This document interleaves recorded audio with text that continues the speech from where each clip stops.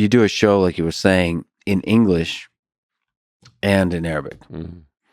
So, and the story is very different. Totally different. Two different stories. I would love to just the language difference, Oh. because it's the music of the language is also different.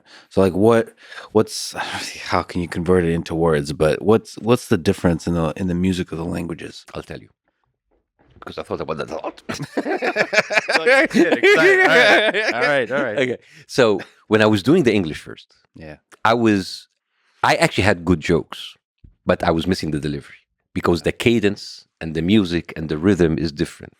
The way that an English-speaking American member of audience will receive it, it will be different than how I receive it. The energy, everything is different.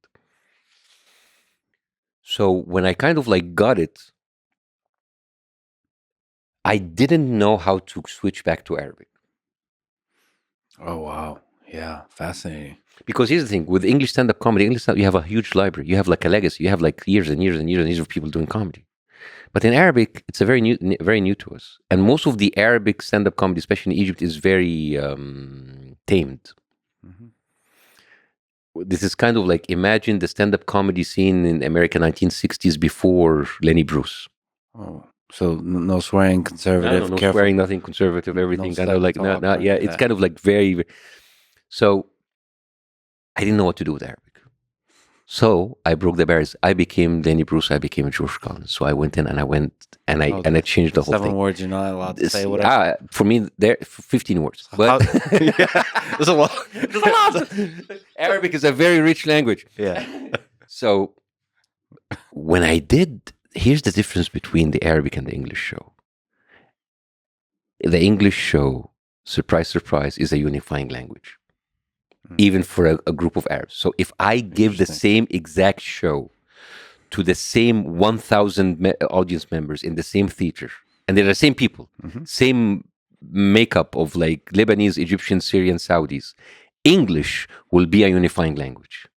Arabic is a dividing language because you have 22 dialects, and the dialects are vastly different. And like maybe Egyptians understand a little bit of Lebanese, but not that much. But the references, Algerian, Moroccan, Tunisian, totally different animal. That's like a totally different language. Saudi, Emirati, Kuwaiti, totally different. People understand the Egyptian dialect because it's the dialect of most of the artwork and the movies, but the reference in the everyday street talk might not be understood by them.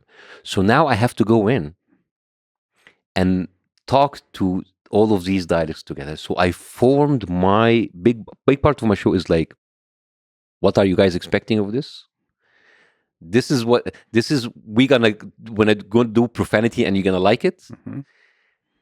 This is the problem with the show as a dialect, and I construct all of these sentences formed of so different words. For example, an iron.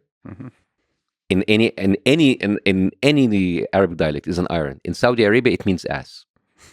That's one example. Yeah. That's one example, So imagine if you can actually construct sentences having all of these things in one sentence. So I would construct like a whole section of my show about that.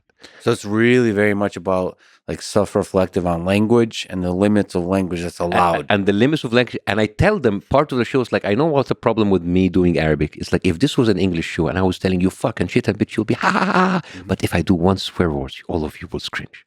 Yeah. It's like, why? That's Is fascinating. it because we are ashamed? Yeah. Of our own language? So it's kind of like, it's not just like about swearing. It's about like, there's a lot of philosophical pathways in this. Yeah, there's profanity and we when people have fun, whatever, but like it is about like, how do we treat our language? And I tell them, we speak Arabic as Arabs, but it's not the same Arabic. It's crazy, right? And you're doing the show in America also, which is another level of obsession. Oh yeah, actually the Arab diaspora in America is some of the best audiences I have. They are like wonderful, and they come from and I did it also in the Middle East, and maybe I'll do like an Arab tour in the Middle East in the fall. Which countries would you go to and not? I already did Jordan, Lebanon. I'm doing UAE. I'm doing Kuwait, Egypt, Bahrain. Egypt, I don't think so. Is it personal? Is it worry about your safety? Well, I have the American citizenship right now, so I am relatively safe. There's a block. Sure. Honestly, there's a block. Yeah. There's a person. There's so much that happened, And I will never badmouth Egypt. It is my country. It is it has all of my memories. 40 years of my life I lived there. But when you get hurt so much, instead of trying to kind of, I don't want to take revenge. I don't want to like that. I just want to avoid, because Egypt gave me so much fame and so much love and so much hate and so much rejection. It was a very tumultuous relationship, very, very difficult. And and a lot of people tell me, well, don't you miss Egypt? And I tell them every time, the Egypt that I miss is not there anymore. It's not bad or good. It's not worse or better. It's just, I'm different, and the places are different, and the people are different, and the circumstances are different. Whatever image you have of what you love is not there anymore. That's why a lot of immigrants, especially Arab immigrants, they live here, but they're there. And then when they go back for a vacation, they get disappointed because they didn't find what they want. And then they come back here and they're disappointed because this is what they want to come back, but it's not there anymore. Yeah, their view of that place is from a different time. I have that, my parents, but everybody that left the Soviet Union. I mean, it's such a complicated relationship with that. It's sometimes borders on hate, disappointment. In the case of the Soviet Union, perhaps similar to Egypt, is the promises sold when you were younger, and the promise is broken by the possibility of what it was supposed to be. With the Soviet Union, I'm sure with Egypt is the same. Iran is the same. So they have a very complicated relationship with that. Yeah. That's why, like, for example, people from Iran, I remember quite well the World Cup that was made done in the United States. And the Iranian team will play in America, and there were people in the audience all wearing Iranian. They hate the regime, but they have this kind of connection with the country. Yeah, and this is the whole thing. You can actually love the country, and you not have to agree with the regime. Would you ever perform in the West Bank? No, Gaza. Because if I go there, I have to go to the Israeli checkpoints, and I don't want to go through the Israel. I don't want to have an Israeli soldier telling me what to do. Yeah, there's a demeaning aspect to that whole. Very, even in subtle ways. Yeah. I mean, I have so many Palestinian friends with an American passport, U.S. passport, living here. They are born here, and they talk about the humiliation and the intimidation and the harassment that they go in. It's like, do you want me to try? Yeah, that little bit of a humiliation. Little bit.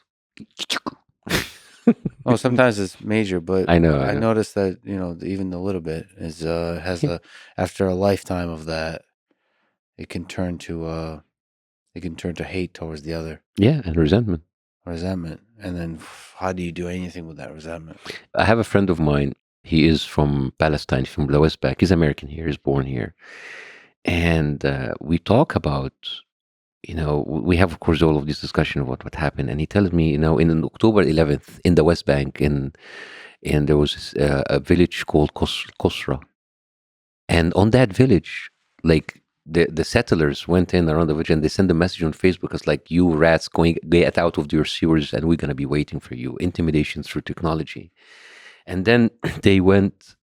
Kosra have like another settlement next to it called Esh Kodesh, they have people there who were training something called Mishmeret Yisha, which is basically the guardians of Yisha.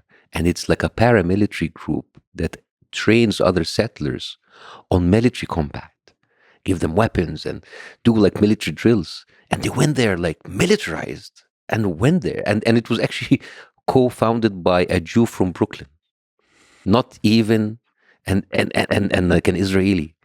And he is like one of the disciples of Meir Kahane. I'm sure that you know who Meir Kahane is, who was the Jewish defense lead, the people who assassinated Alex Auda here in the United States. And they were there with their weapons outside, intimidating people. Now, this story carries everything that is wrong with the situation. You have people from Brooklyn, from outside, just because they're Jewish, they can come and they can claim the land from the people there. Anybody from Poland, just because he's Jewish, you can come and take the land from other people. They're using technology to intimidate Palestinians. They have unchecked military power. These are not IDF soldiers. These are settlers, and they have free reign in order to intimidate and to kill the people. And you understand, this is the daily life of Palestinians. Not in Gaza. in the West Bank. What do you do from your? What do we do? What do people do to nudge this towards peace, towards flourishing? Here's the thing. I want to talk to the people of Israel. What is Israel doing right now is not just unfair to the Palestinians, it's unfair to the Jewish people in Israel. No, it is unfair to the Jewish people around the world.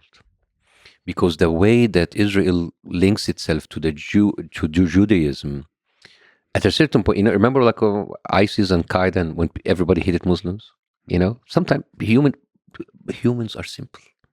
They cannot have the nuances to separate. So anybody who with a Muslim name, with a Muslim face, with a beard, who looks Muslim, he would do it because of that actions of those atrocities. You have the power as a person to separate yourself from an abusive power, a horrible power, and be yourself. I am really worried because the rise of anti-Semitism and the rise of hate against Jews is not because of the Jews. It's because of the actions of a government. Jews do not have to be on the side of apartheid. Ronnie Kestrels, he is a Jewish South African, and he fought shoulder to shoulder next to Nelson Mandela. He was part of the African National Conference, ANC. And he had an article say, like, I know what apartheid is, and I saw Israel, and this is what they have. And the thing is, the Israeli government should listen to other people. You cannot call anybody who criticizes you either an anti-Semite, or if they're already Jewish, you call them like self-hating Jew. You cannot do that. You cannot continue doing that. Because we did that. When I would go in and criticize the Islamists, it was like, oh, you're a self-hating Muslim. You're not really Muslim. You're an infidel, you're a secret, you're a secular, whatever. We have the power in order to reform the course by holding people in power accountable. And the thing is, it is very stupid to actually call this anti-Semitism. And like my idol is Jon Stewart. I voted for Bernie Sanders. Sarah Taxler, the one who did this amazing documentary about me tickling giants, she's a Jew. She is married to an Israeli Jew. We have a good ratio because we know what the right is. They don't have to associate themselves with the action of the Israeli government.